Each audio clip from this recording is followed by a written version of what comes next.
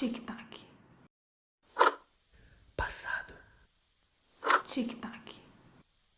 Presente. Tic-tac. Futuro. Passado. Presente. Futuro. Futuro. Presente. Futuro. Passado. Presente. Passado. Passado. Passado. Passado. Passado. Presente. Passado. Futuro, futuro, futuro, futuro, Presente. futuro, futuro, Passado. futuro, futuro, Presente. É só uma ilusão. É só uma ilusão. Passado. Albert Einstein escreveu numa carta em 1955: a distinção entre passado, presente e futuro é só uma ilusão, ainda que persistente.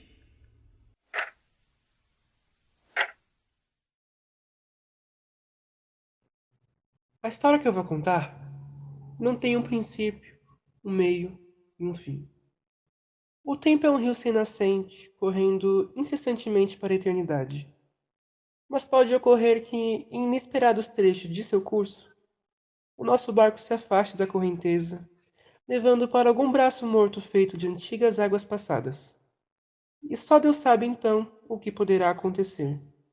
Porém, para facilitar a narrativa, vamos supor que tudo tenha começado naquela tarde de abril.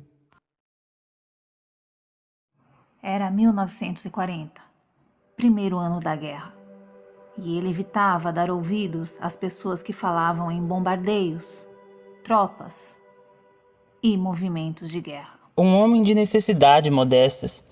O que ganhava dando aula de piano a domicílio bastava-lhe para o seu sustento, e ainda permitia ir a alguns concertos de vez em quando. Morava numa pensão, onde também dava aulas, pro desespero não só da proprietária, mas também dos moradores, por causa do barulho que ele fazia. Não era muito de conversa, esquisito, tímido e um tanto solitário, que gostava de passar as noites vagando pelas ruas e, depois de muito tempo, voltava para o seu quarto onde ficava escutando Beethoven até pegar no sono. Estava acostumado a ouvir que era um lunático, quase como um bicho de concha, como diziam. Naquela noite de abril, em mais uma de suas caminhadas, andava pelas ruas numa espécie de sonambulismo, quando lhe veio o desejo de compor uma sonata.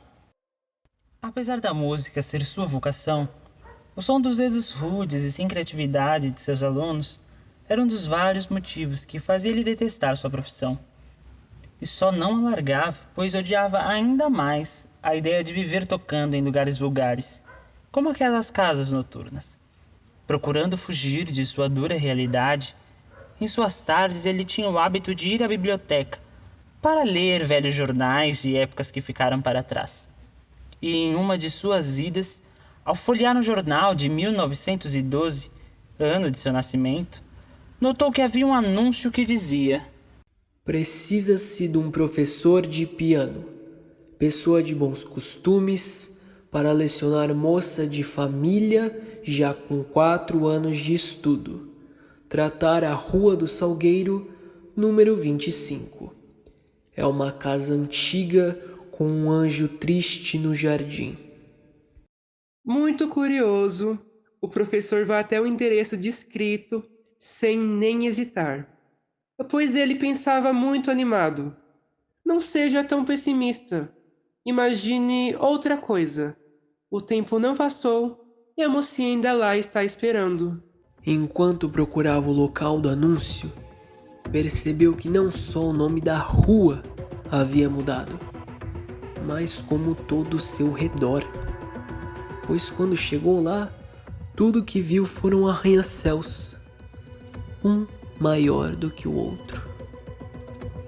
Tanto que demorou até que chegasse em sua vista uma casa com portões velhos, onde no seu jardim havia uma estátua de um pequeno anjo triste.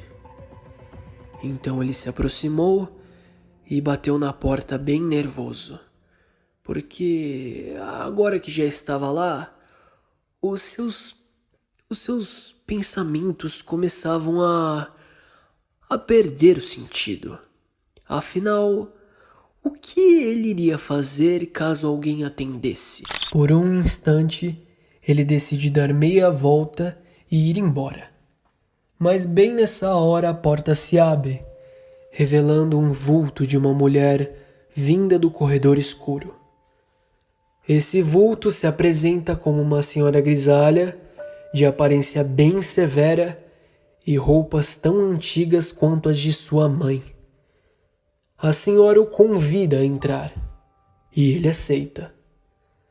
Já dentro da casa, eles têm uma breve conversa, e apesar da senhora estranhar muito a sua pouca idade e suas roupas extremamente excêntricas, ela o aceita como um professor de piano de sua filha.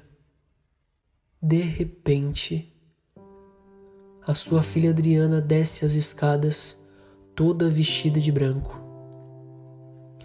E o seu rosto era idêntico a de uma mulher misteriosa que frequentemente aparecia em seus sonhos. E aquele rosto que ele jamais viu com clareza, agora estava nítido, bem na sua frente, pois o lampião batia em cheio no rosto de Adriana. E a alegria do descobrimento se transformou em música no seu espírito. Na volta para casa, ele não parou de pensar nem por um segundo no que tinha acontecido. E mesmo sem ter certeza se aquilo foi real ou um sonho, estava tão animado que, quando chegou, a primeira coisa que fez foi se sentar ao piano, já que agora tinha uma inspiração: Adriana. O tempo foi passando e ele sempre voltava à casa do anjo triste. Quanto mais tempo ele passava com sua aluna, mais tempo ele dava para sua sonata ficar mais e mais completa. Era um tempo feliz. Um tempo onde ele podia, por um instante, esquecer o quão deprimente a realidade pode ser. No final do mês de maio, ele terminou a sonata. Então, no dia seguinte, sem perder tempo, ele apresentou a sonata para sua amada Adriana.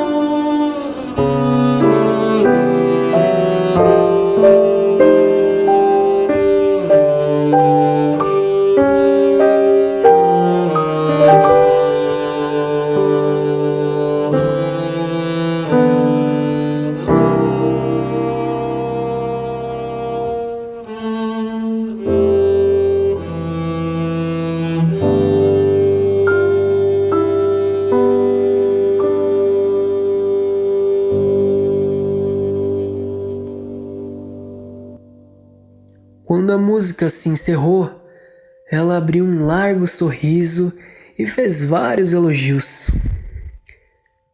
Ele sabia que não era daquele tempo.